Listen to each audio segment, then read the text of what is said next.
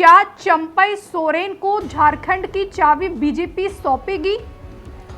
बिल्कुल, बीजेपी के लिए सीएम फेस का अगर कहीं कोई दुविधा है या फिर कहीं चुनौती है तो वो झारखंड है, क्योंकि झारखंड में बाबूलाल मरांडी भी चुनाव लड़ रहे हैं और बीजेपी के प्रदेश अध्यक्ष हैं, एक बड़ा चेहरा है झारखंड की सियासत में बीजेपी के लिए।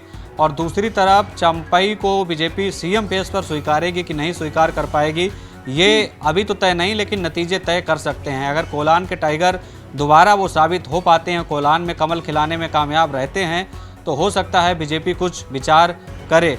लेकिन अगर बीजेपी सीएम बनाती है तो वाकई में ये बीजेपी के लिए भी भविष्य के लिए एक बड़ी पकड़ होगी, क्योंकि सोरेन को टक्कर देने के लिए चंपई सोरेन उनके लिए हुकुम का इक्का साबित हो सकते हैं।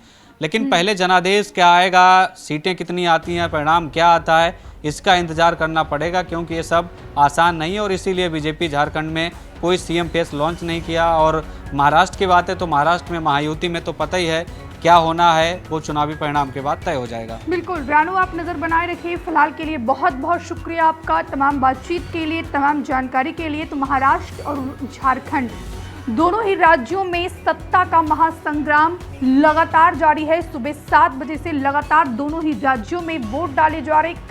कई ऐसे दिग्गज हस्तियां हैं जो अपने मताधिकार का प्रयोग कर चुके हैं। आपसे थोड़ी ही देर पहले बॉलीवुड अभिनेता रणबीर कपूर ने भी अपने मताधिकार का प्रयोग किया और उन्होंने महाराष्ट्र की जनता से ये अपील की है कि आपका वोट करने का अधिकार है, आप अपने अधिकार को समझें, पोलिंग बूथ पर पहुंचे, वोट करें, अपने विधायक को चुने, अपने जनप्रतिनिधि को चुने।